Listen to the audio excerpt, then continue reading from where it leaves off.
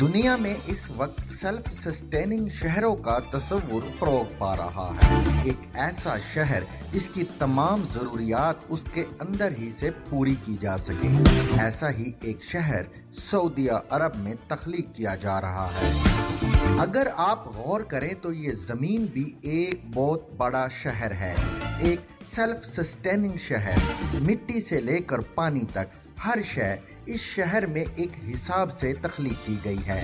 ये मिट्टी पानी को एक ख़ास गहराई से नीचे नहीं उतरने देती। ज़मीन के नीचे दर्जा हरारत बहुत ज़्यादा होता है जो इस पानी को भुसम कर सकता है।